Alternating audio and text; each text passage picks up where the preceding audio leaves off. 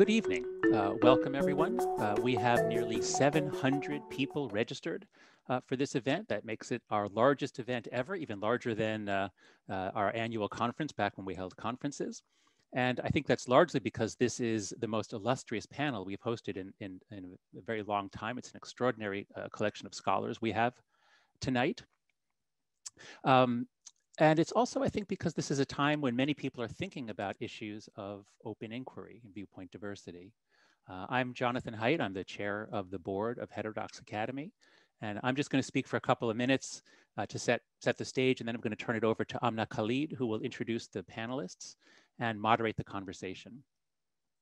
So in September of 2015, I co-founded HXA with Nick Rosenkrantz and Chris Martin. Nick had just written a paper noting the absence of viewpoint diversity in law school faculties. Chris had written a paper noting the absence in sociology, and I was part of a team noting the absence in social psychology. And so we all exchanged papers, and we thought, hey, this is actually a big deal. This is actually something across the university. And so we bought the domain name Heterodox Academy, meaning the opposite of an Orthodox academy. And it was just a faculty affair. It was really just about what effect viewpoint diversity has on the quality of research among scholars. It wasn't about undergraduates. It wasn't about campus climate. So that was in September of 2015. And by Halloween of 2015, all hell had broken loose, most notably at Yale, which we might hear about later.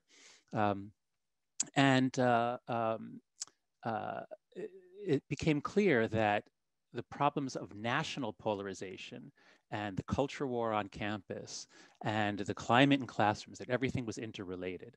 So what began as about a dozen faculty members just exchanging emails and blog posts, we realized this is a much bigger issue. And so we opened up membership to all professors, and then eventually to graduate students in PhD programs, and then more recently to administrators, basically people who have a stake in the quality of campus life and who want an open climate with extraordinary freedom of inquiry. So what began as just a group of professors talking became the site of, well, lots of interesting things that we've created, books, events, community groups. And so those early days in 2015 and 2016, that was an extraordinary time, equivalent in some ways to the late 1960s. There were so many events on campus. There were students shouting down speakers. There was an explosion of cancel culture. There was even violence on some campuses. Not much, thankfully, but there was some. Protests involving long lists of demands given to college presidents rather. And the presidents usually gave in, and they almost never stood up for their faculty members who were under attack. It was a bizarre time. So Heterodox Academy has grown a lot since then. We now have over 4,000 members. We are politically balanced. We're one of the few organizations that I know of in higher ed where we have about equal numbers of people on the left and the right. We are completely nonpartisan. We're not fighting the culture war. We're not attacking universities. That's not who we are, and that's not the way to bring about change. We're united in our love of universities and in our desire to help them be their best selves. At least that's the philosophy that was developed by Deb Mashik, who was our first executive director from 2018 through this past summer. So we're very grateful for her leadership and for all she did to grow HXA. So if you're not a member, if you're joining us and you're not a member, we encourage you to go to the site and consider joining if you're a professor or grad student, and you can be a friend of HXA if you're in any other category. Now, while our organization is just 5 years old, our core idea is actually ancient. It's the idea that viewpoint diversity is essential for the discovery of truth. We all suffer from confirmation bias and motivated reasoning. We need to engage with others who have a different confirmation bias and who do us the favor of critiquing our ideas and sharpening our thinking. So I'm just going to read 3 quotations to make the point. The first is from the 13th century, Ibn Arabi, a Muslim poet and scholar, who wrote, "Beware of confining yourself to a particular belief and denying all else, for much good would elude you. Indeed, the knowledge of reality would elude you. be in yourself a matter for all forms of belief, for God is too vast and tremendous to be restricted to one belief rather than another. 3 centuries later, Rabbi Judah Loew of Prague wrote, "It is not proper that we despise the words of our adversaries, but rather we must draw them as close as we can. Therefore, it is proper, out of love of reason and knowledge, that you should not summarily reject anything that opposes your own ideas. Even if such beliefs are opposed to your own faith and religion, do not say to your opponent, 'Speak not, close your mouth.' If that happens, there will take place no purification of religion." And then the third and final quote from John Stuart Mill: "The only way in which a human being can make some approach to knowing the whole of a subject is by hearing what can be said about it by persons of every variety of opinion. No wise man ever acquired his wisdom in any mode but this, the steady habit of correcting and completing his own opinion by collating it with those of others, so far from causing doubt and hesitation, is the only stable foundation for a just reliance on it." I love that line about collating our views with others. Isn't that what intellectual growth is all about? Isn't that what a university should be all about?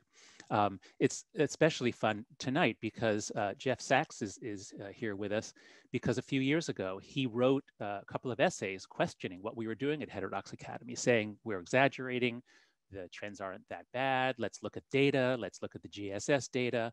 And then Sean Stevens and I had to respond to that, and we had to dig into the data. And the back and forth that we had was just wonderful. I mean, it was like, that's what academic life is supposed to be. It shouldn't be about screaming and blaming and shaming. And I've changed what I say about it. I've taken Jeff's critiques into account, and I think he's taken some of the things that I say. And so it was exactly the process that Mill said, and we're all smarter because of it. Tonight we're going to talk about whether universities are still doing what they should. Are they living up to their potential, and how can we help them do better? These and other questions will be answered by our extraordinary panel. I hope you enjoyed the discussion. So now I'm going to turn things over to Amna Khalid. She is an associate professor of history at Carleton College.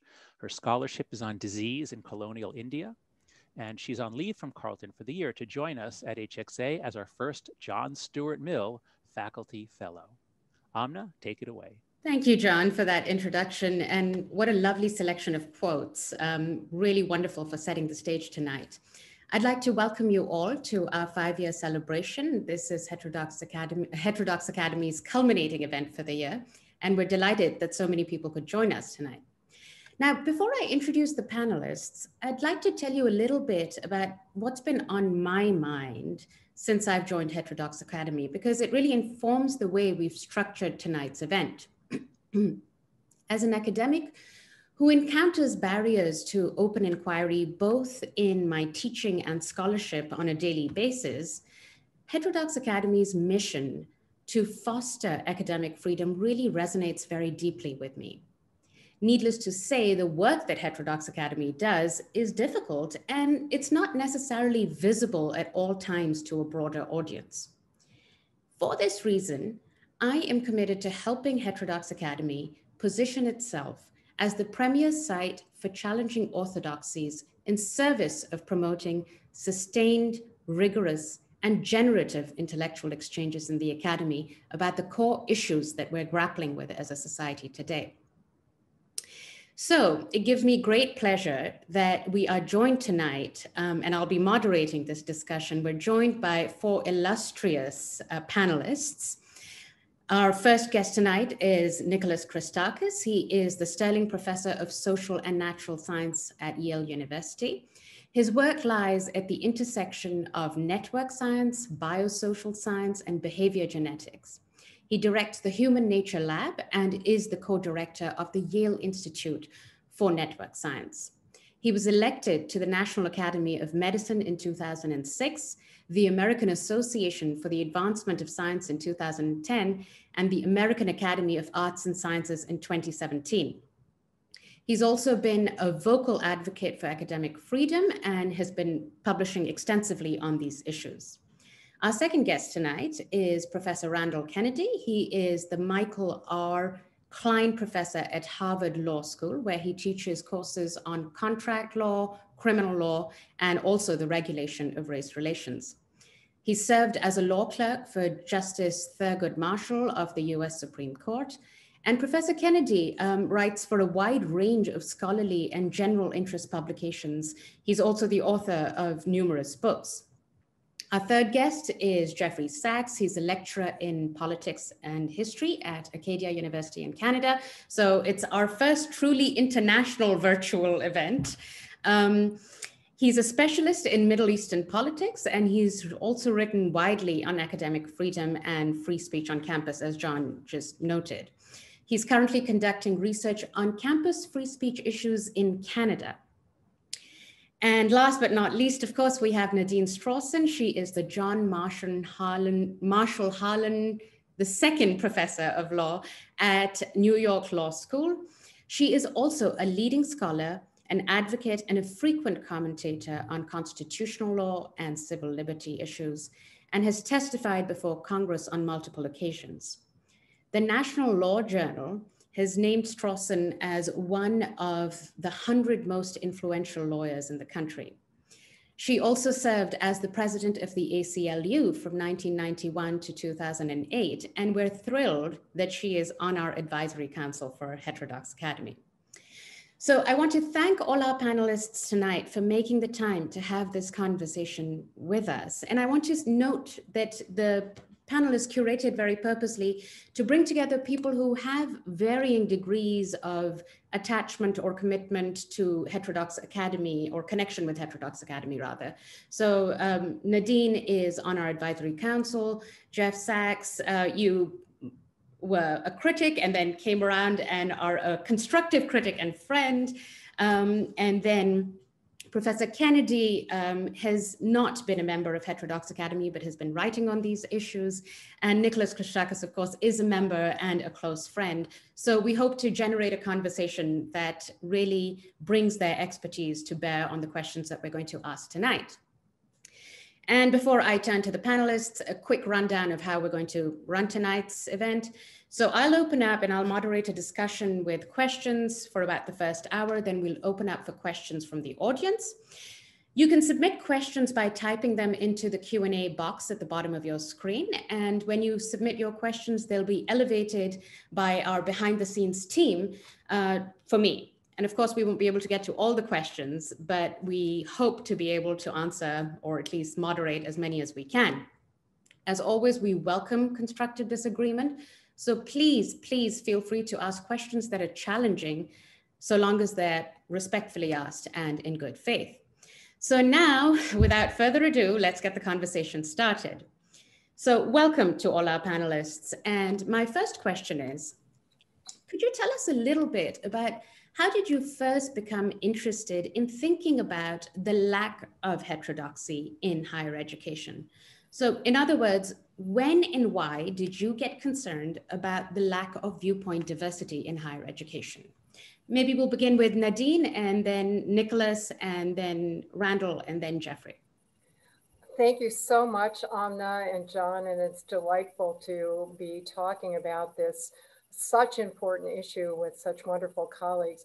I have been concerned about this issue for at least the last 20 years. I'm just guessing, as seriously as far back as I can remember, probably actually longer than that. So it was truly thrilling to me when I first learned about John Haidt's work and when I learned about the foundation of Heterodox Academy. Mind you, there are many wonderful organizations of which I'm a member and have been a leader that are doing similar work, in particular on freedom of speech issues on campus. But the work that Heterodox Academy is doing is unique and absolutely essential to complement the work on free speech. Freedom of speech is a critical prerequisite, but it is necessary, not sufficient, to have effective, constructive, truth-seeking promoted on campus, the unique responsibility of universities. And I think the genius of Heterodox Academy and its founders was recognizing that we need to create not only legal protection for free speech, not only a culture for free speech, but a culture of truth seeking, which arises only from intellectual diversity and the other values that we've now started calling the HXA way, right? That involve intellectual humility and curiosity, empathy, perspective taking, all of the qualities that will really make for a robust exercise of freedom of speech, specifically in pursuit of truth in research and teaching. Thank you, Nadine. Nicholas, could you tell us a little bit about how you got interested in these issues? Well, I joined the HXA close to its founding in 2015. I heard about it pretty rapidly because I knew Jonathan and I knew Greg Lukianoff, and so I sort of joined the organization. I think I was like the 70th member. I wish it had been a startup and I had been the 70th employee or something like that, employee number 70, and then I would have millions of dollars of stock options right now. But I was very pleased to support the organization. But of course, my interest in the topic is not as long-standing as Nadine's, but reasonably long-standing, in part because in 1995 I got a research grant from George Soros to the Project on Death in America to study how to improve the care of the dying. And I started paying attention to him, George Soros, although I've never met him. And of course, he founded this organization called the Open Society Initiative, based on Karl Popper's famous book on an open society and its enemies. And I saw what was happening, as the Eastern European countries were falling, and this sort of the importance and necessity of an open society and the sort of philosophical underpinnings. And even when I was at Harvard, before I came to Yale, I had became more active on campus with trying to foster this understanding that it is important to engage people you disagree with. And I was getting very worried that already there were things that were not allowable, that you couldn't say. And that was very concerning to me and sort of to the principles that I had. I'll say one more thing and then I'll shut up, which is this other part of my biography, which is a little bit relevant to this, which is that for many years I practiced martial arts. And many listeners will know or will be familiar with the kind of cliche that, the opponents bow to each other before the match and at the end of the match. Well, why do you do that? You thank your opponent for the learning that you acquire when you spar, right? I mean, that's the whole point. So that kind of philosophy had already been a part of my thinking, and I wanted more of that in academia. Thank you, Nicholas. Randall. Thank you very much for having me. I've been interested in civil liberties for a long, long time and have always been on the side of openness and been against unwarranted censorship. I've known about the Academy, but to tell you the truth, until relatively recently, I wasn't all that concerned. I mean, I have many friends and heroes. I'm looking at Nadine Strossen right now, who for a long time have been, really on the ramparts saying, there's a problem. And to tell you the truth, until relatively recently, I thought it was being overdone. And that's one of the reasons, frankly, why, I sort of kept my distance from the Academy. It wasn't out of anger, it wasn't out of opposition, but I thought, another group, they pick a couple of episodes. I mean, we've got thousands of colleges and universities. You got hundreds of thousands of students, faculty members. In a country this big, of course, things are going to happen. And my sense was that people were making too much out of these episodes. Well, I think I was complacent.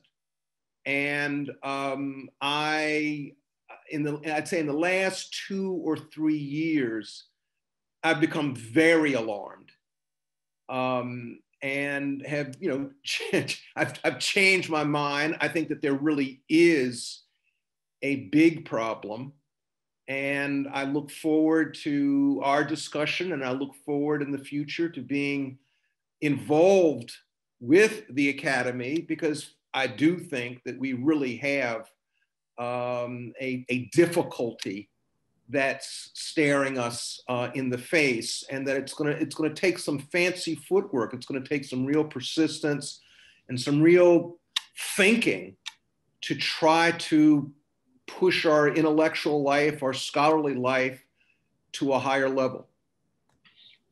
Thank you, Randall. That's the perfect segue for Jeffrey, you to come in, because I remember reading your piece, which was "There is no free speech crisis on campus," which then led to the conversation with John. So can you reflect a little bit on your journey with regards to these issues? Absolutely. Thank you, Amna.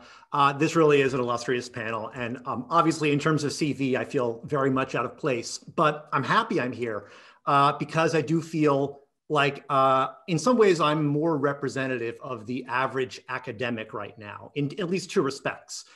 First of all, I'm way off in a small college. I'm a contingent faculty member, and I think it's important for Heterodox to stay grounded in the reality that a lot of academics face, which might not necessarily look like the experience of faculty in R1 universities or tenure track faculty.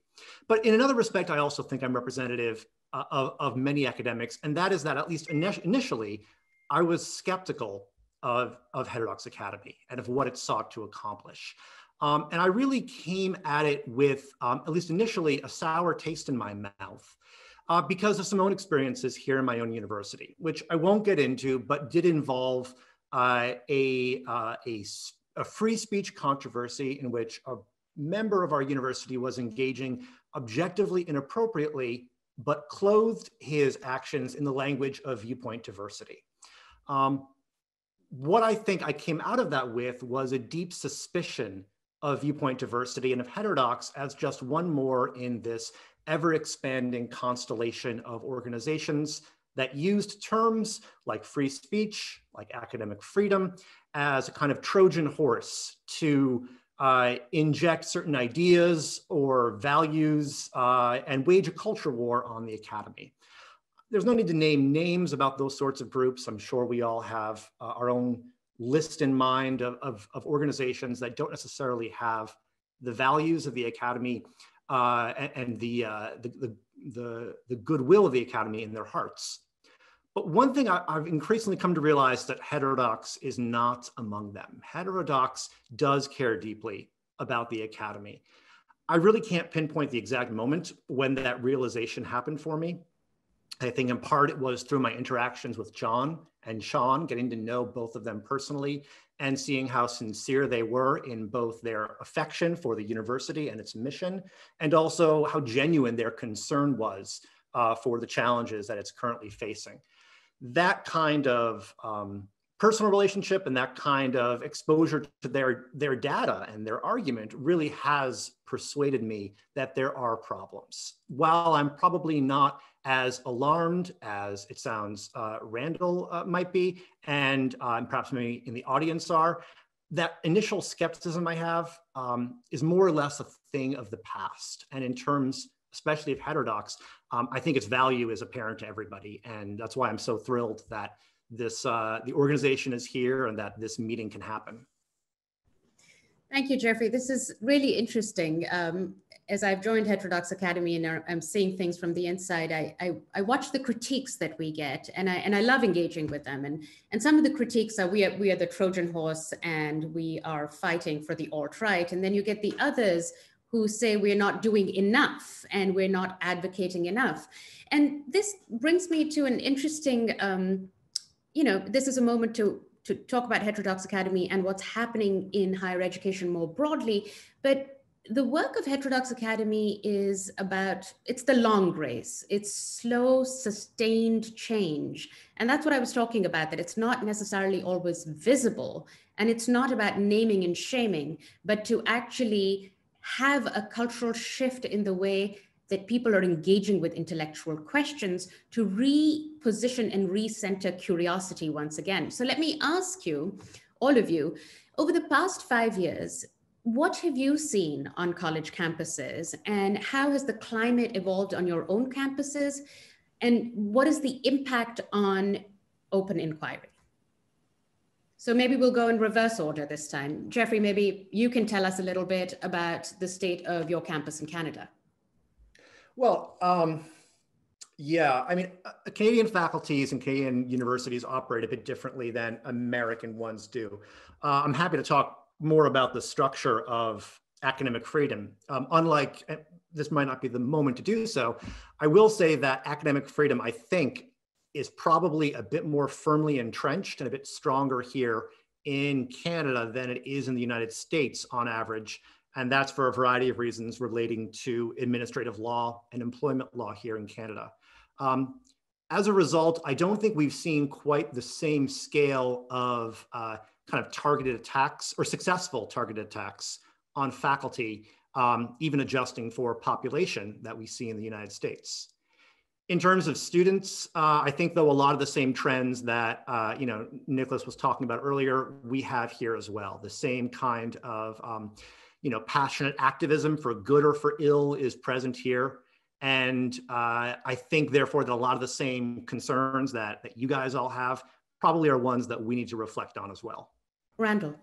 One of the things that has really grabbed me in the past couple of years have been the number of instances in which members of faculties of colleges or universities have been subjected to discipline in the following circumstance.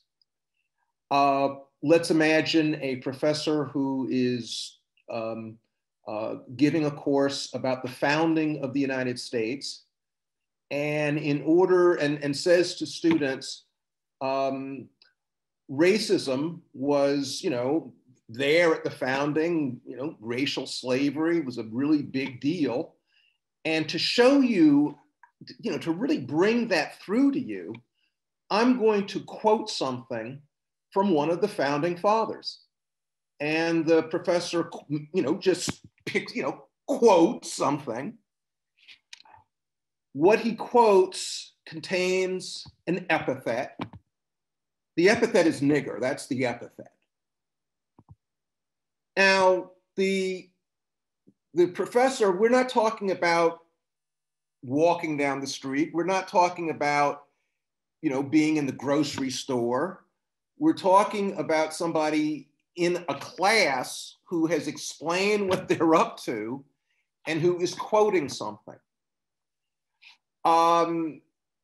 Student doesn't like it, reports it, it gets publicity. The leadership of a law school, mind you, apologizes, says this is a very bad thing. Now, I should hasten to add, this is not my law school. I'm a very privileged person.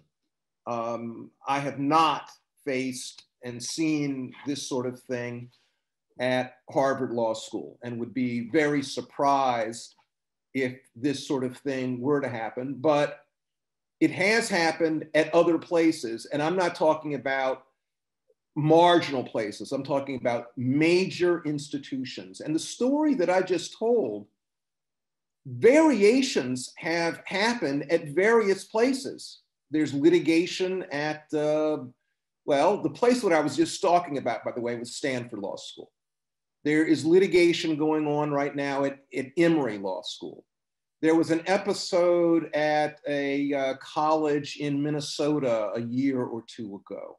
I mean, these sorts of things, but no regional. I'm not going to be be prejudiced regionally. In New York City, for goodness sakes, the most sophisticated metropolis, in the United States. at a leading institution, advanced institution, a very similar sort of thing happened. And this is the sort of thing that's really sort of changed my mind. Initially, again, I thought, well, things will happen, marginal, this was idiosyncratic. I have written now in the last 18 months, I've written any number of affidavits, any number of letters on behalf of people, colleagues who have been disciplined or under the threat of discipline for the episode that I just mentioned. And of course, that's just one that comes to mind. There are others that are of similar magnitude and that are similarly, frankly, egregious. And it's that sort of thing that, I find really quite troubling. I mean, this past summer, I went to Princeton University. I have a tremendous respect for Princeton University, not just respect for it, affection for it.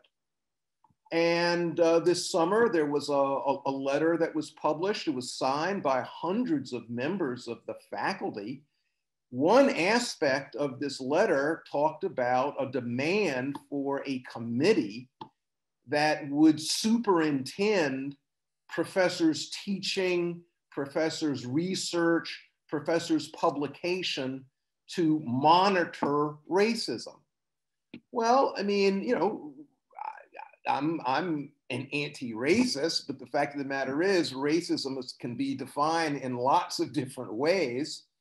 I've written things that people have said were racist. I certainly wouldn't like being part of a university committee in which I would be called in to, explain this, that, and the other about positions that I've taken. It's fine, people can criticize positions I've taken, but the idea that I would have engaged in some sort of heresy because of a position I've taken with respect to a public policy, that is truly antithetical to what university life should be about.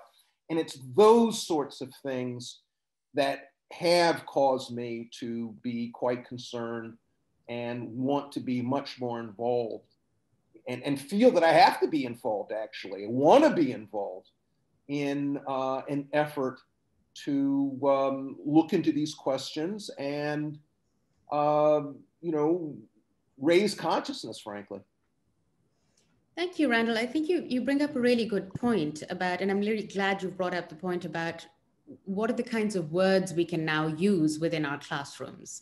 And as a historian, if we cannot quote primary documents, which use some very problematic language, which is problematic today, but not at that time, for the purposes of analysis, for precisely the purposes to learn how to critique it and how to think about it and how to contextualize it, then it really interferes with the entire project of learning and teaching. Nicholas, can you give us your thoughts on this? I don't know where to start, honestly. I was not surprised by some of the quickening pace of these things. In 2015, after our own, experience walking into a propeller, although to be clear, even before that, when I was still at Harvard, we had come to the defense of some students that were using satire to criticize certain elite organizations on that campus. And the satire was misunderstood as being literal. And the students were being attempted to be ferreted out and punished for this. It was clearly satire.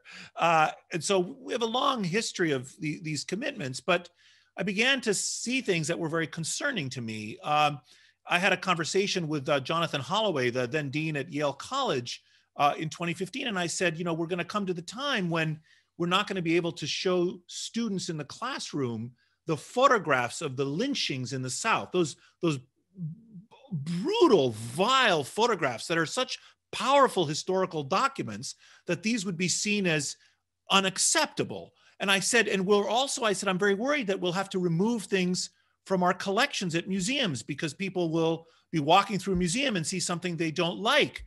And Jonathan said, oh, no, that's never going to happen. But of course, that is beginning to happen. We are seeing cases like this where not just oral language, but visual images, people wanted reputable organizations who should know better. We had this African-American artist in Cleveland that put up these very critical of police violence, these paintings, and other activists saw these paintings and were offended by them and demanded that the paintings be removed from public view. The museum immediately caved, which it absolutely should not. You don't have to put up the show, but once you put it up, you absolutely should not cave when someone demands that you take it down. And the activist was astonished. I'm sorry, the painter was astonished. We've had many of these cases. There's a famous African-American ethnographer, Elijah Anderson, at Yale. His book was assigned in a sociology class at Brown, and students in the class, I don't remember the race of the students, it's not relevant, were offended by his descriptions of what he had seen and called the professor to account for assigning one of the premier ethnographers of the inner city of our time right now, who happens also to be African-American, assigning his writing. You know, these cases just kept coming at me at elite institutions. And also another thing, which was this conflation, the case of my colleague Ronald Sullivan at Harvard, which was, I mean, lawyers, our whole system of jurisprudence depends on lawyers defending people. We need lawyers to defend even unsavory people. It's how the system works. And it's abundantly clear that a lawyer defending someone doesn't mean they agree with the person. You're not guilty of murder if you defend a murderer. And this conflation that somehow Ronald Sullivan would be tainted by representing an unsavory defendant, you know, it just, I couldn't believe it. At our most elite institutions, what struck me is very sloppy thinking and ultimately, from my perspective, an abrogation of the duty of the faculty to help the students. And I think this is a little bit, this also reflects, to call it Maoist is too strong, you know, maybe with a small m. The students at these institutions are my moral equal. They are human beings. They deserve to be treated with respect and seriously, but they are students. I mean, we are the faculty. That's why they come here. We have a different obligation. And I think our obligation is to help the students to see that these arguments that they are making, that defending someone makes you guilty by association, is wrong, is not logical, and is not in keeping with the traditions of our society. Of course, that's a very difficult argument to make. It requires strength on the part of the faculty, confidence, solidarity on the part of the faculty, and administrative leadership, right? That says, no, you're calling for this person to be fired. Not only will I not fire them, but let me tell you why you're calling for them to be fired, for what they're saying or their performance. You know, what if someone was calling for an obstetrician to be fired because they had performed an abortion, right? I mean, that's what obstetricians, in part, some of them have this obligation. We don't, or a stem cell biologist working on stem cells that came from aborted fetuses. They should, someone could call for them to be fired. I mean, this is not a logical way to approach discourse on campuses. So I saw many of these cases. Now, they're not all inflected with race and gender, just to be clear. There are other cases happening right now with the COVID pandemic when people are calling for faculty members to be fired because, for example, they have heterodox views, I think wrong views, you know, factually wrong views about the pandemic, but clearly that we should not be firing faculty because they are espousing ideas about the pandemic that I don't agree with. That's not the right way to proceed. From my perspective, I'll say two more things I just wrote down here. Actually, three more things. One is, from my desk, I see a lot of self-censorship. I see students not saying things in classrooms all the time. And I'm very worried about this because I believe that righteous social progress, the kind of progress I would like to see in our society, which is more progressively tinged, more left-wing, but that's my politics. I think that comes from having the students talk to each other. The only way they're going to learn is if they actually see another person who says, you know, I disagree with you on this, and this affects me personally even, although that's not the strongest argument, but they can say that, and they force the students to talk. The last trend I'm seeing that's very concerning to me, and I don't know if others are observing this, is the increasing use of retraction as a kind of censorship. So a paper is published after it goes through peer review, it's published. Maybe it has some demerits, some methodologic demerits, maybe it doesn't, but it makes some claims that are seen as dangerous. And people are calling for these papers to be retracted, to be disappeared. Not, I read this paper, I disagree, which is from my perspective, the way science advances. Here's why I disagree. I repeated your experiments, you were wrong, whatever. Instead, we're gonna disappear the paper, we're gonna retract it.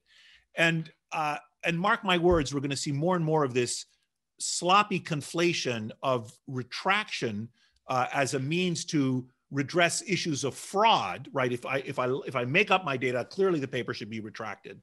But if I in good faith perform my experiments or my analyses, and I find a finding that you don't like, the solution is not for you to call for me to retract my paper. The solution is for you to publish a critique or redo the experiments. So I see lots of these things happening right now, and I remain very concerned for the well-being of our institutions and frankly, for our broader society. Thank you, Nicholas. You bring up two really interesting things. One is this kind of slippage that is happening between people are unable, it seems, to differentiate between when someone is articulating a position, probably, possibly also to take it apart, but that articulation of the position becomes an endorsement of it in people's eyes. And so they're unable to differentiate between someone stating a position and someone actually fighting for it. But the other thing that you've brought up, which is interesting, is, we'll hear a lot of this noise and a lot of these kinds of things. Is this something that we're seeing happening purely in elite institutions? Because a lot of those stories that we hear are coming from elite institutions, from top liberal arts colleges, from Ivy Leagues. Or is this something, or is the problem broader than that? And Nadine, as you speak about what you've seen in the 5 years since Heterodox's foundation, I'd love it if you could speak to some of these questions. Well, your last question was a great segue to a point I wanted to make, also building on something that Nicholas talked about, which is self-censorship.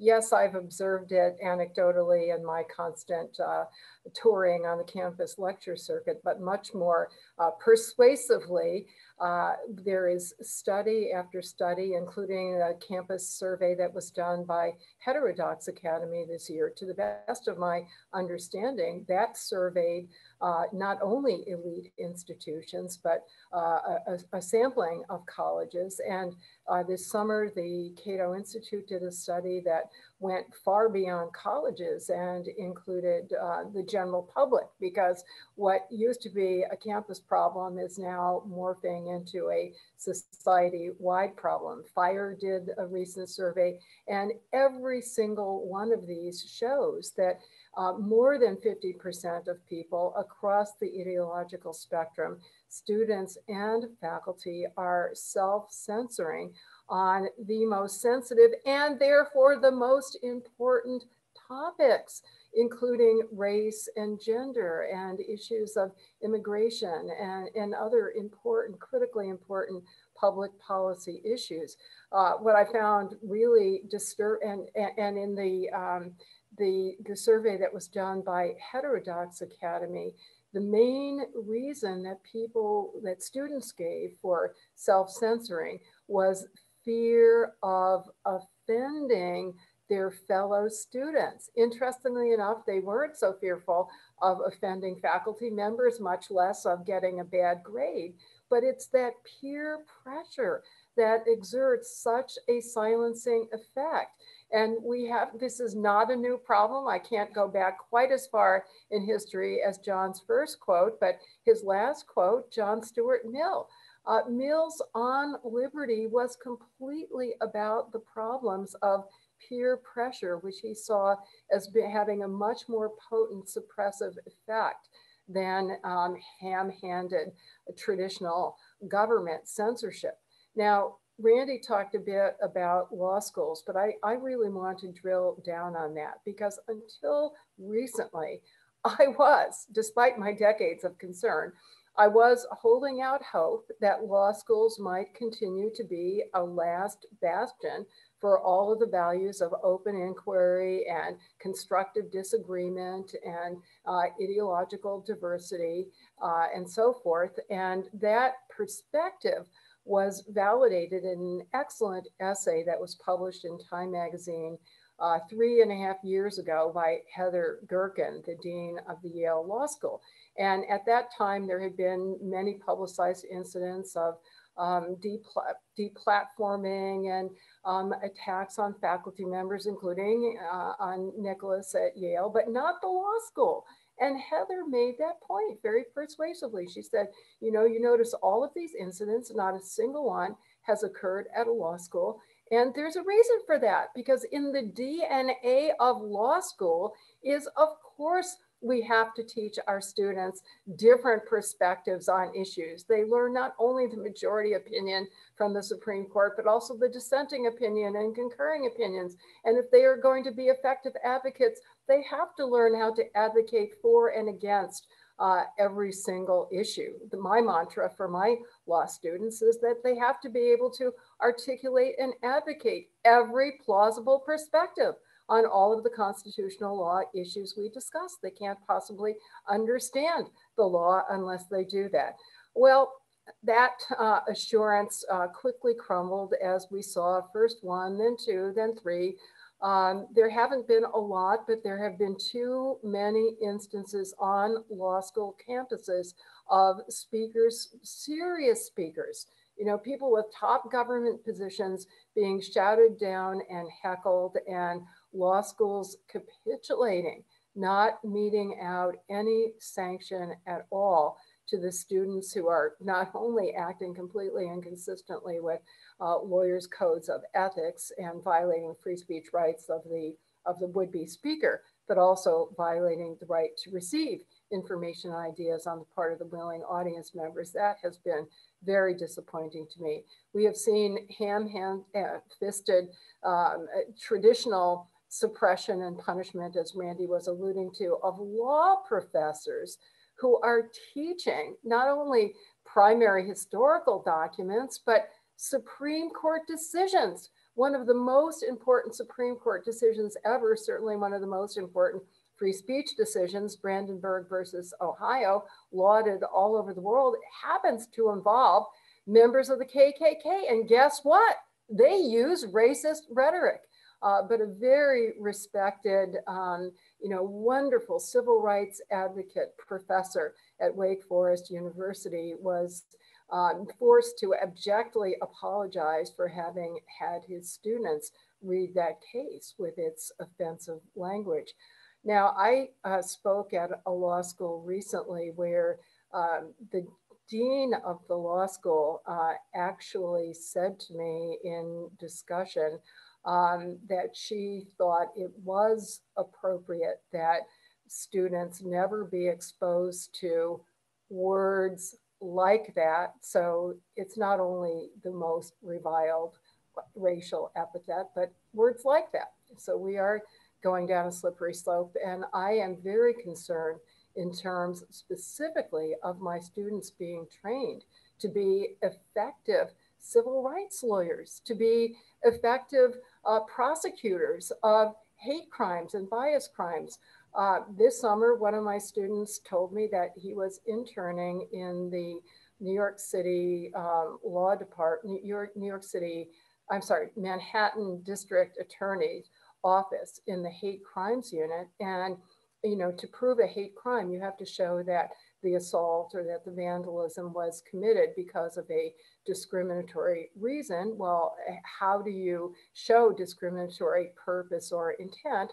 Often, if not always, it's by things that the assailant has said, including very vicious, vitriolic, racist language. So that was part of the training program, with seeing past case studies where this racist language was put in evidence in order to effectively prosecute for the hate crime. And there were complaints by interns in that program, and the attorney who was the head of that unit was told by his supervisor, you may no longer conduct that training. So it goes beyond the classroom into the legal world, where we would expect a search for truth very comparable to the search for truth that we expect in academia. Let me just give you one other example. Unfortunately, my list could go on. The moot court programs, which are premier programs at law schools to train, especially those of our students who are interested in becoming trial lawyers, appellate advocates.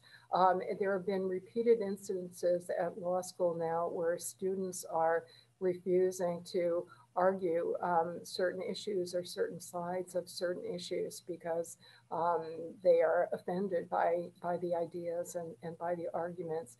And one other example also from a recent experience on campus where I was told that some law professors are no longer teaching the Dred Scott decision. It's a very shocking decision. As was that quote from Patrick Henry that Randy mentioned earlier. And precisely for the shocking value or the shocking content, I think it is absolutely critical that students confront it. And if they can't confront it in the classroom under our guidance, with our support and contextualization, how in the world are they going to be effective lawyers, effective members of the community?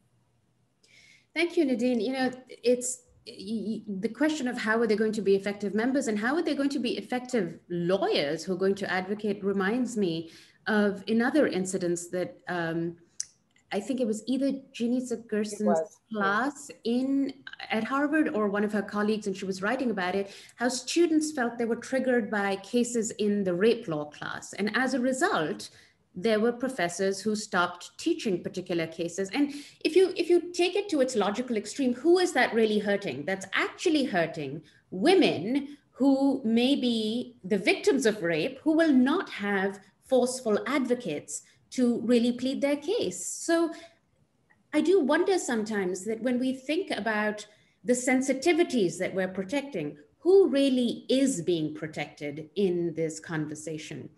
Would any of the panelists like to comment on that? I'll just make a short comment, which is I'm not surprised that Nadine and Randall are seeing this with a lag because, of course, you know, they graduated from college and then now they're in law school and medical school. And we're seeing the same kinds of things in medical schools, incidentally. You know, I for years taught about racial inequities in healthcare, and it's become a very difficult topic to teach, even for someone like me who has 20 years of commitment to actually on the ground practice of redressing racial inequalities in healthcare. It's very hard. So, and these people are now going to graduate into positions as junior district attorneys, into corporations. We're going to see more and more of this. And that's why I'm concerned for our society and why I do think the faculty of universities have to take responsibility for this and act accordingly.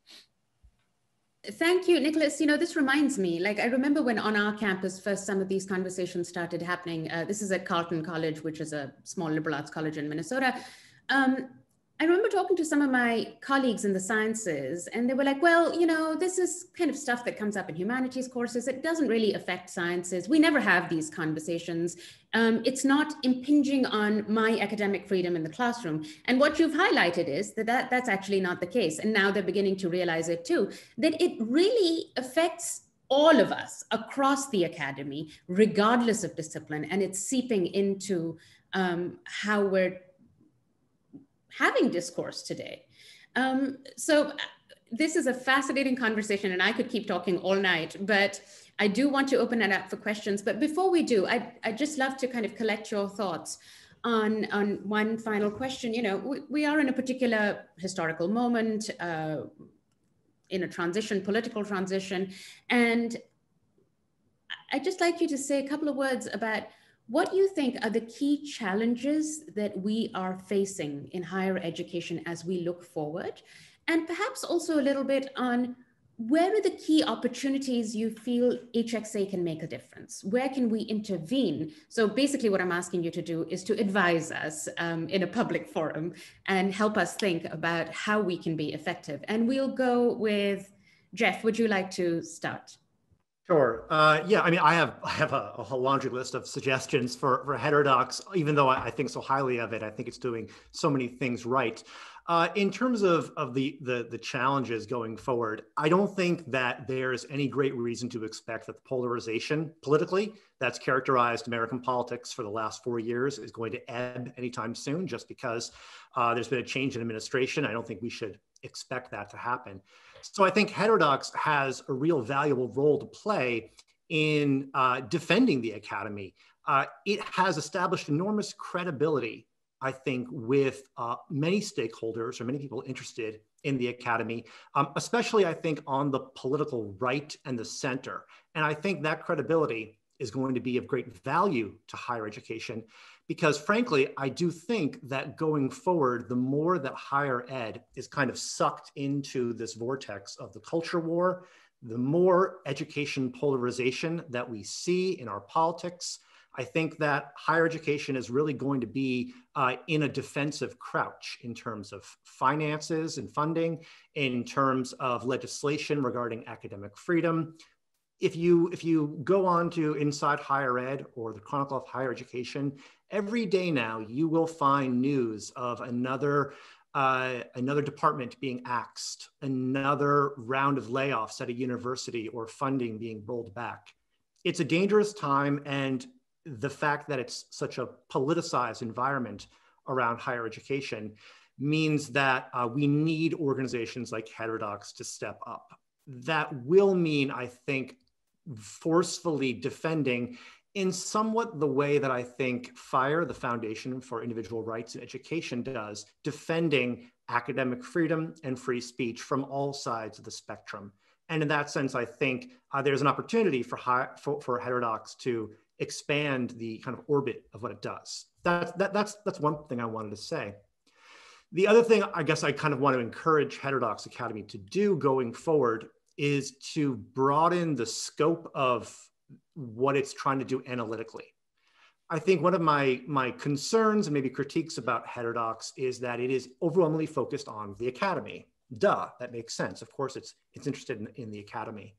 But I think that many of the trends that we are seeing in terms of maybe ideological, the disproportionate presence of people on the left hand of the spectrum in the academy, we are seeing a very similar trend in many other countries and in many other professions, especially those that are disproportionately urban, that are disproportionately high earning, and are professional or white collar positions.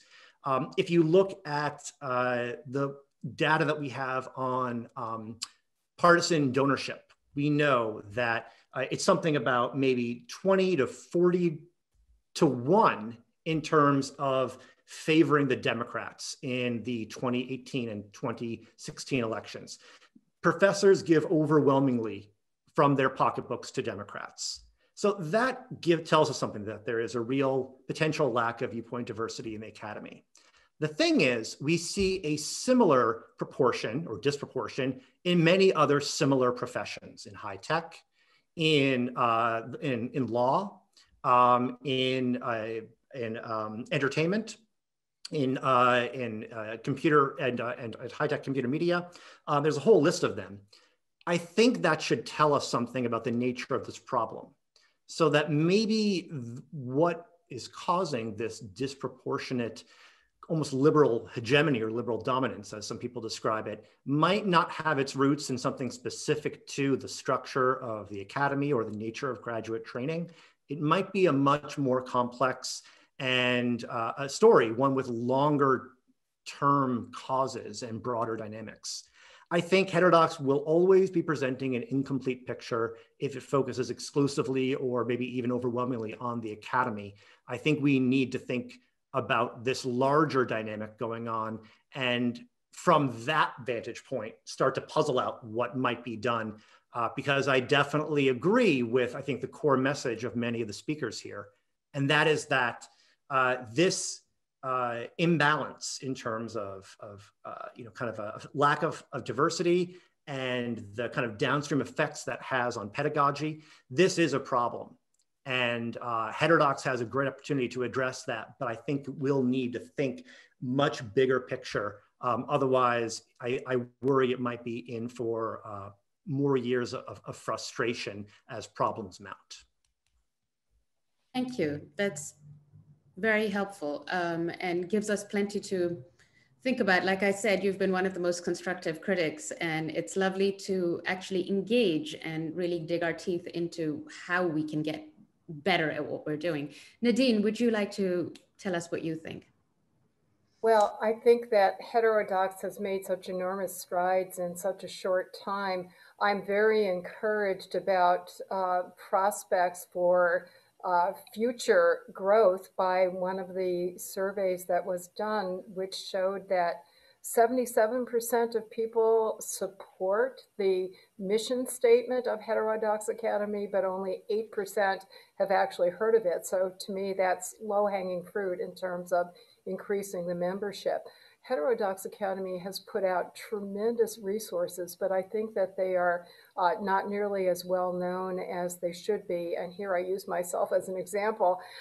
When I was invited to be on this panel, I leaped at the opportunity because I said, this is going to give me the impetus to really knuckle into the website and look at some of these fantastic resources, which are, to me, most excitingly available now, not only for post-secondary education, but now that there's a K through 12 program, and I think that's really an important area for future expansion, because it's too late.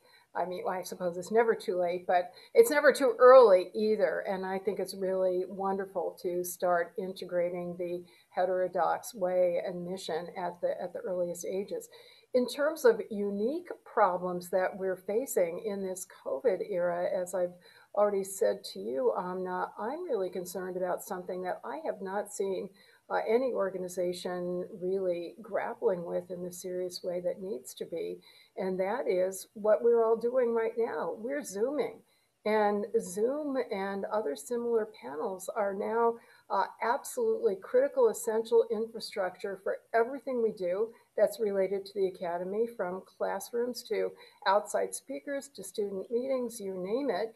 And yet it has come to light recently that Zoom has the power contractually to cut off certain speakers or certain events for any reason or no reason. There have recently been incidents where there is some basis to believe that it was ideological disagreement, disapproval of speakers. Zoom said that led to events being canceled, including, ironically, then events that at universities that were protesting the cancellation. So an anti-censorship event was censored, if you will.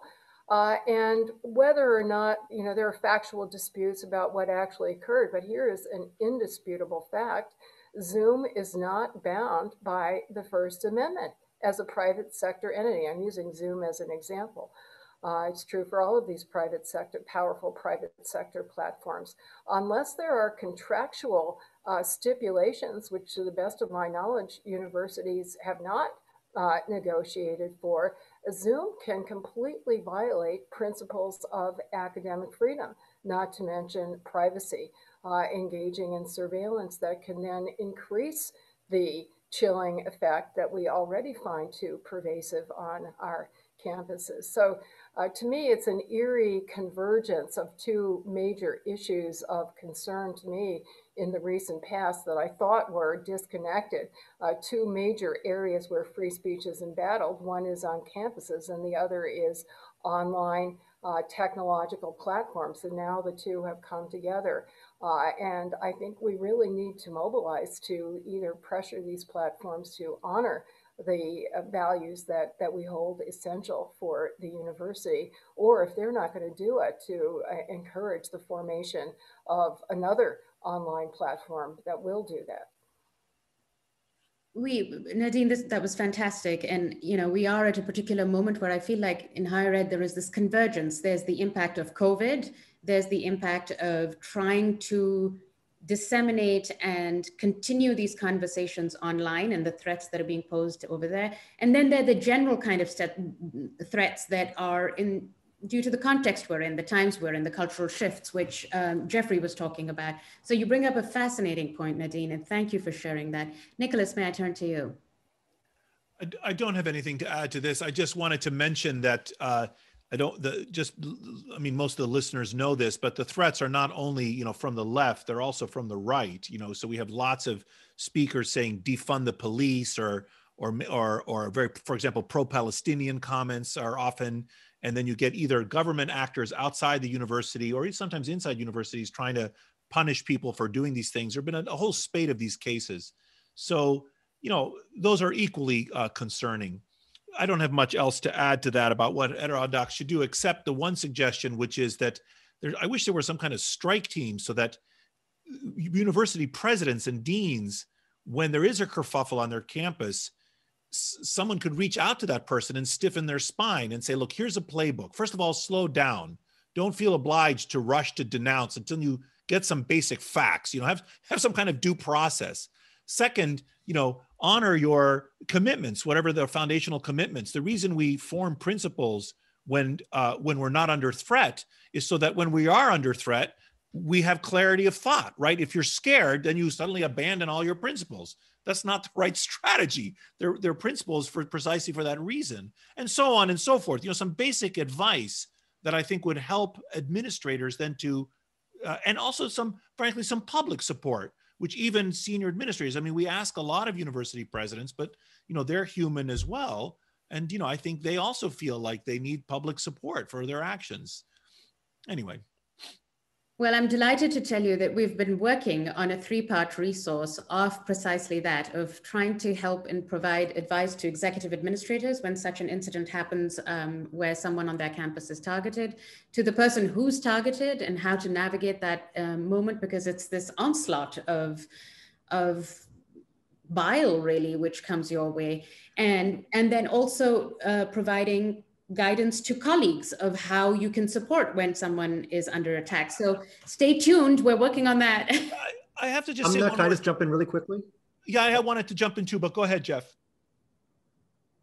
Well, I just wanted to say that Penn America already does have something kind of like this. Jonathan Friedman, their campus coordinator, has put together this fantastic resource. And I just wanted to toss this out here for any academics in the audience.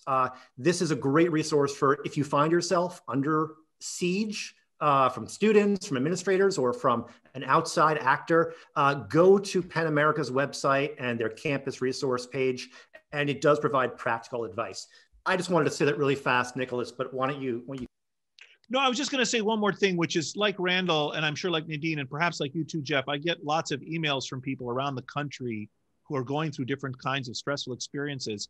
I'm familiar, there's that case that Greg Lukianoff just wrote about the conservative guy who took his own life in a Southern school. But I know another case of a left-wing guy who took his own life. And under the social ostracism, and I've spoken to many people, it's very difficult to describe how powerful a feeling it is to be widely denounced, especially wrongly so, especially to have people say things about you that are false and that are not correct, and have large numbers of people denounce you. This is, you know, from time immemorial, this was a form of social ostracism, was a grave punishment. And I've heard from many, many academics, I would say a dozen in the last 3 years, who've written to me in almost a weepy kind of, it's suicidal frame of mind. And it's important for us to understand how stressful it is to feel you're all alone and that everyone thinks you're awful and is publicly denouncing you. I know one case of a person who couldn't go to his local grocery store. Other members of the community, in order to elevate themselves, saw fit to denounce this man while he was shopping for food wrongly. I mean, they were wrong in what they were saying. You know, it is a very difficult burden to bear. And I think it is right for us to hold people to account who think they're being virtuous when all they're doing is stealing reputation from someone else. Very well said. Randall. I'd like to make 3 points about the Academy and maybe how it can advance its mission and help people like me. The first point I'm going to start off, I'm going to make by quoting from the 2020 annual report of the Academy. It's under a section called The Heterodox Way. And here are a couple of sentences from the Heterodox Way. Colleges and universities are not public squares in the traditional sense, but rather sites for the production and dissemination of knowledge. Consequently, we do not encourage free expression or viewpoint diversity as absolute goods, as ends to themselves, but rather as instrumental goods to help us gain a better understanding of the world. The lines of what is acceptable, what is not, which views are valuable and which are not, these are difficult questions. We prize pluralism and we value constructive disagreement. Now, what I like about those three sentences is that they point us to a difficulty. The word openness has been a word that's been used over and over and over again since we've gathered together here over the past hour, openness. But these sentences also include the idea of boundaries.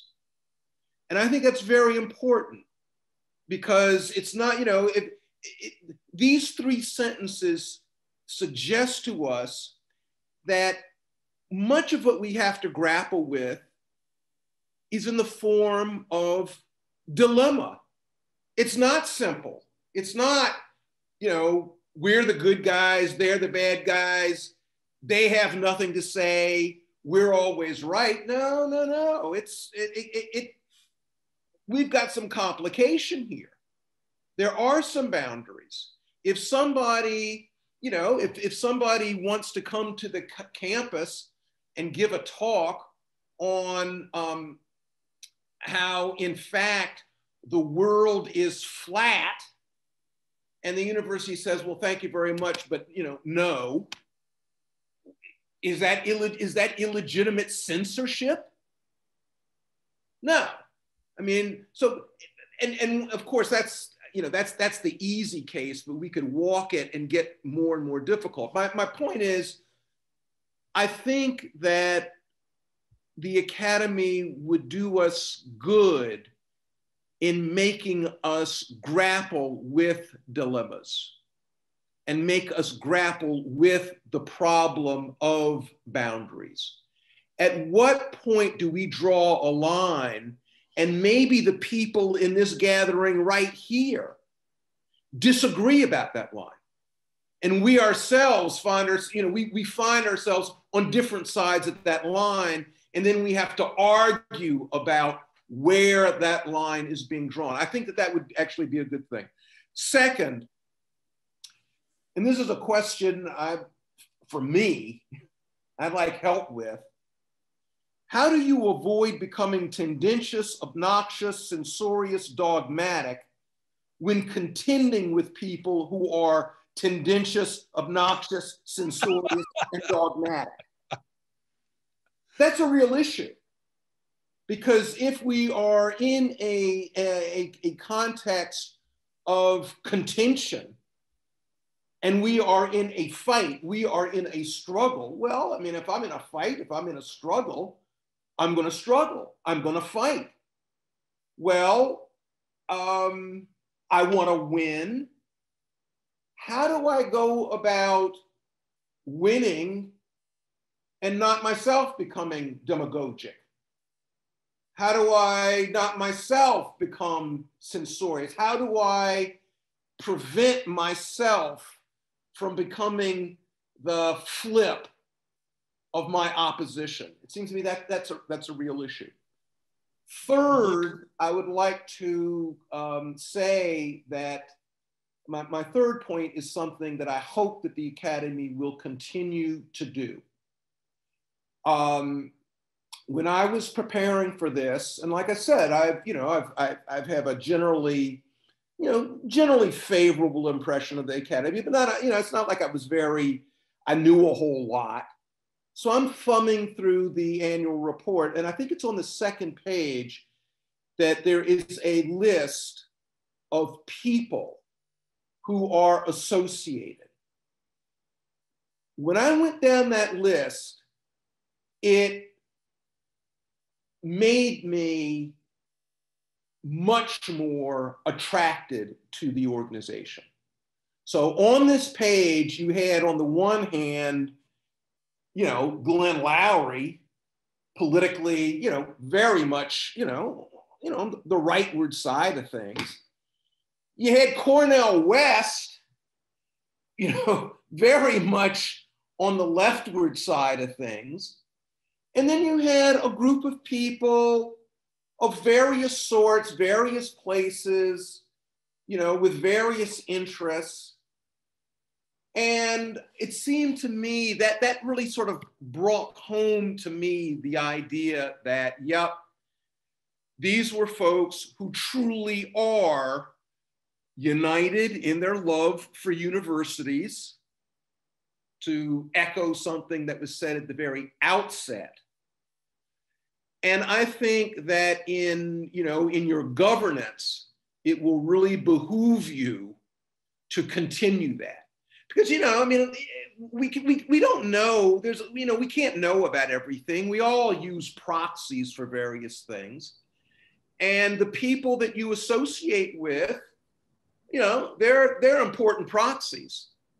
And I think that the presentation of the organization, we are aware of difficulties. We are aware of dilemmas. We don't all agree. We disagree, and sometimes we disagree very strongly. I think that that's good. I think that we have to, I think it's a useful thing to say that too is part of intellectual life, scholarly life. There is going to be disagreement. Let's show how disagreement can happen. And let's show how we can have productive disagreement such that at the end of the evening, the people who were contestants, maybe they both go from the occasion feeling better and in fact instructed through their contest. Thank you, Randall. That was fantastic. And I just want to say how much you really bring up the point of the value of disagreement. And I think what I would love to see is people not just tolerate disagreement, but actually seek it out, to embrace it for their intellectual growth. So it plays a role in our development. It's not just something that is to be tolerated or an irritant on the side. And the other thing that this makes me think about is, you know, we've become consistency. We've made a virtue out of consistency and saying, oh, you said this then, but now you've changed your mind. Well, changing your mind is part of signaling that you are a thinking human being. And so I think one of the things that we can perhaps think about collectively is how we can shift the idea. Why have we come to value consistency and rigidity in a way that's actually very unhelpful to us as intellectuals and as thinkers and as learners? So I am now going to open it up for questions. We have some wonderful questions over here. And what I'm going to do is I'm going to ask only one panelist to respond to one question in the interest of trying to get as many in as possible. I'll leave it up to you. So please just jump in and take the question when you want. So the first question that I have here is, at my institution and many others, there's this persistent call for diversifying the faculty, but that call rarely, if ever, includes diversifying viewpoints. How can we do a better job of persuading our colleagues and administrators that this is a critical dimension of diversity on campus? I love this question.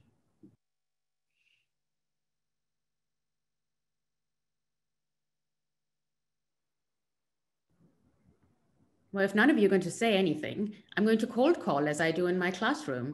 So, Nicholas, it's your turn. You're on. I was waiting for someone else to. I mean, I argue for this all the time, you know, in recruitment and stuff. It makes me very unpopular. And I have many, I'm on the left politically, but I have many, you know, right-wing colleagues who feel like they can trust me to say that they feel like they can't, you know, they have locked Twitter accounts. They keep their politics secret on campus. I mean, they're essentially a minority group on many college campuses, and they, you know, have to watch what they say. They feel like they won't get promoted. I don't know if there's evidence of this, but it's certainly widely felt and reported that if you're on the right of the political spectrum, it's a challenge for promotion. How to persuade people? I haven't had much luck, honestly. That's why I didn't answer the question. You know, if I say, and part of it is I don't think there's any conscious discrimination against, you know, for example, I've never been on a committee in which someone said, well, let's not bring that person in for a job talk, or let's not hire them because they have right-wing political views. I've never seen that. But so when you make the claim that we should try to diversify our faculty, people say, well, there's no problem. I mean, we're not discriminating against them. And so it's difficult. So I don't have an answer. That's why I didn't speak. And you cold called me, and that's what you got. Before I surrender the floor, however, and I will now surrender for quite a while, I just want to go back to what I think it was Randall said, I don't remember who, which is, you know, if you look into the abyss looks into you, right? Like, how do you avoid becoming like our opponents? And I think that requires tremendous self-discipline to keep your principles, your integrity, your center straight, even when you're arguing against people who are not that way. Thank you. I'm going to move on to the next question, which is, have you seen evidence on campuses or in institutions this year that would inspire hope for members of Heterodox Academy and people more broadly?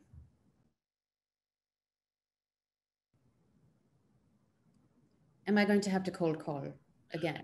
I've certainly seen hope. I mean, when I've talked with colleagues at my institution, and you know, just generally, my sense is that there is an increasing insistence that things have got to change. And I sense that people are more aware of the sort of creeping, coercive orthodoxies. Because, you know, what happens is something comes up, you know, people are busy. You're not thinking about this, you're not thinking about that. Something comes up. You know, should you make a big deal of it or should you not? You say, it'll blow over. It'll fall of its own. And so you go on. And then 2 years later, this idea that you thought was just going to sort of, you know, of course, fall down and go away, it hasn't fallen down and gone away. It has actually become much more powerful.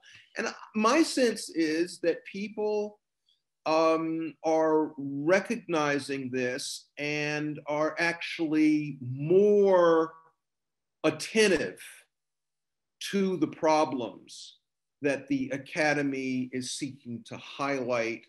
My sense is actually that there is a growing constituency for openness, a growing constituency that's going to demand that, you know, colleges and universities conduct themselves like colleges and universities are supposed to conduct themselves.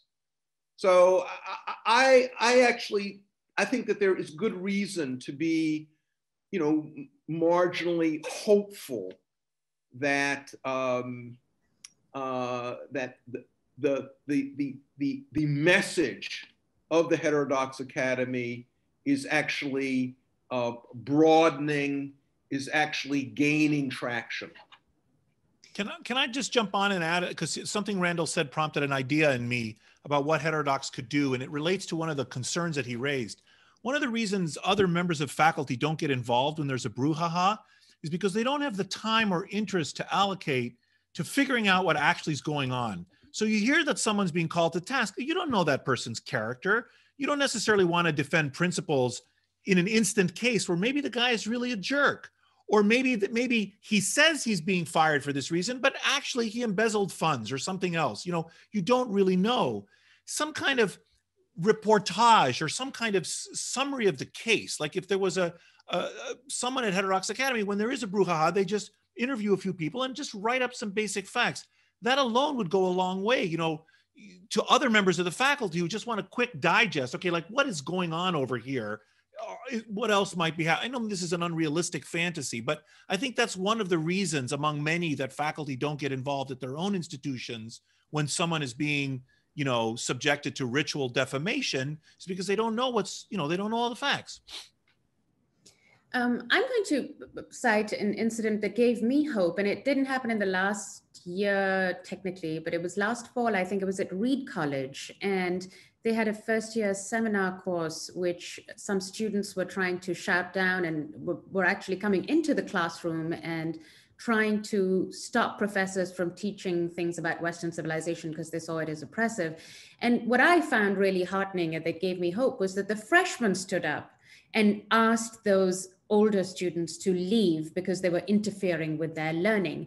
And so I find that I have very strong hope in our new students, and I hope that they'll be able to push back against this tide, because really that's where the energy lies. And I hope they're listening, and I hope that they will all do what they can on their campuses. And this actually leads to a question which I'd love your thoughts on, which is, what's the role of students in the movement for increasing open inquiry and viewpoint diversity on campuses and in classrooms?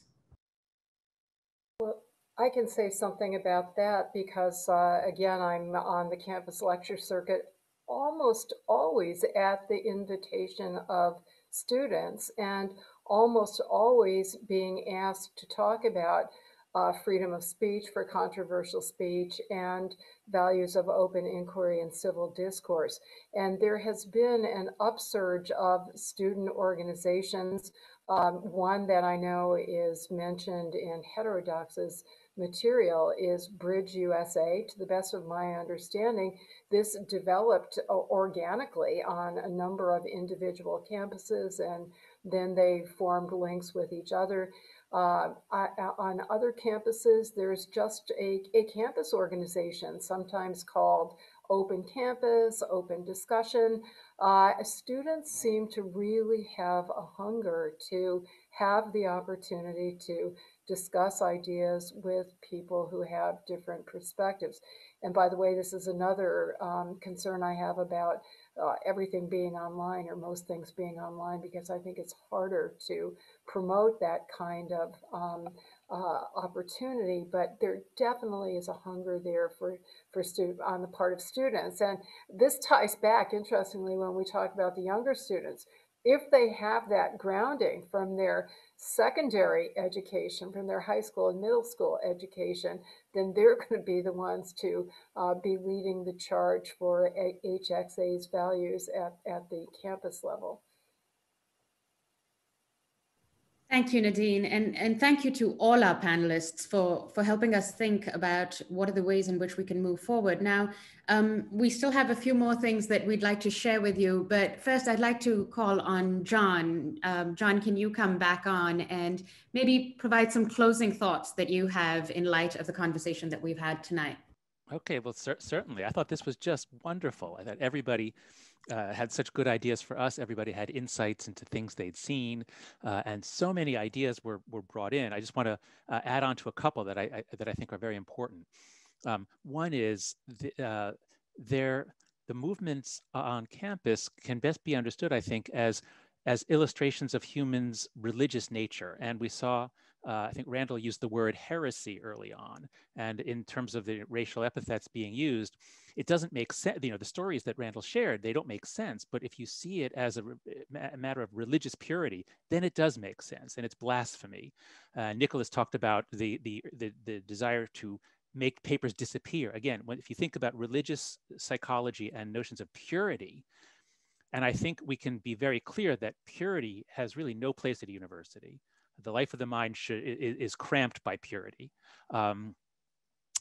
See, another theme, I think the importance of personal relationships, that it's so easy to hate people or be close to them when you are not talking to them as human beings. But as Jeff and my story illustrates, relationships open hearts, and then open hearts, open minds. Let's see. Oh, another theme here was that a problem that it seemed to start at least at elite campuses, and then many people dismissed it as just anecdotes or a few cases of students doing strange things.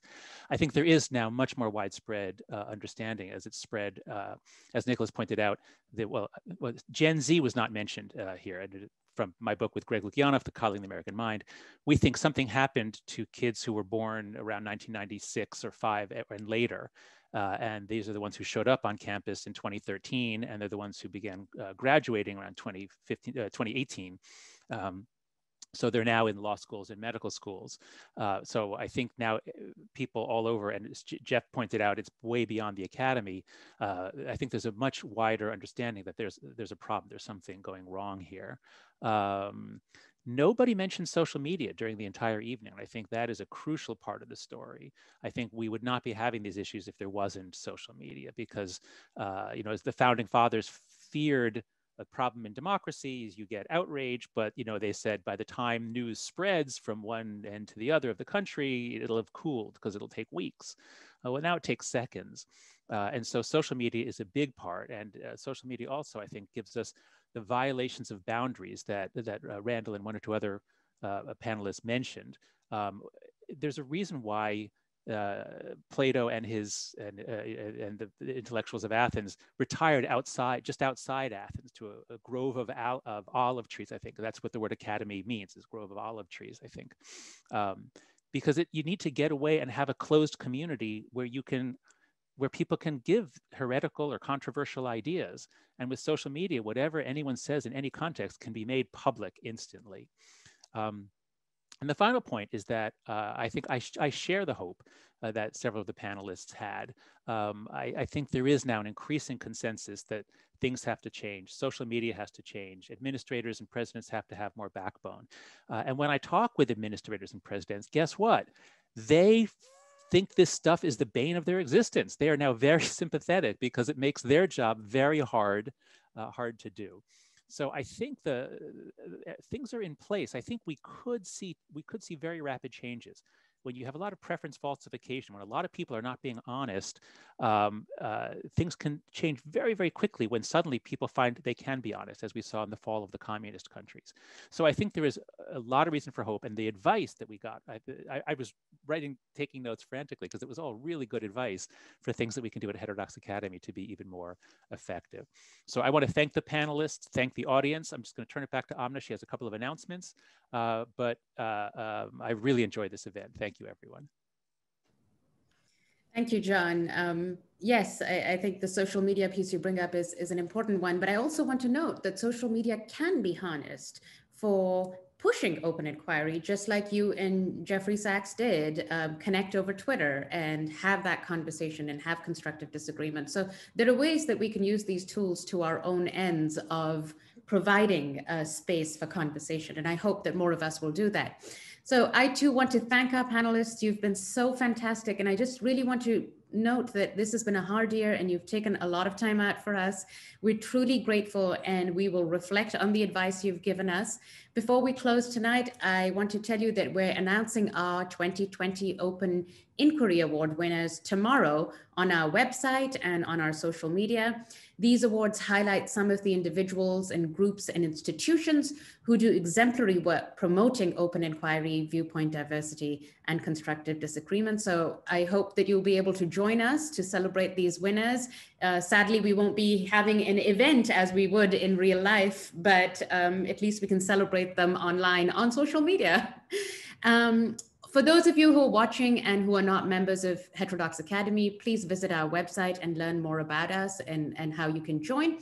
One of the questions that came through this evening was, how can someone who is not attached to the Academy help in promoting the mission of the Academy? And I'd say, each of us, we can participate in our own ways. Those of us who are in the Academy can do it on our campuses. But those of us who are not in the Academy, you can help us do this work by supporting us. The generosity of our members and the public at large is what makes our work possible. So as we celebrate 5 years for Heterodox Academy, please help us make the next 5 years possible by giving today. You can find the link on our website. And thank you all again for all your support and for joining us tonight. This has been a fascinating conversation. Good night.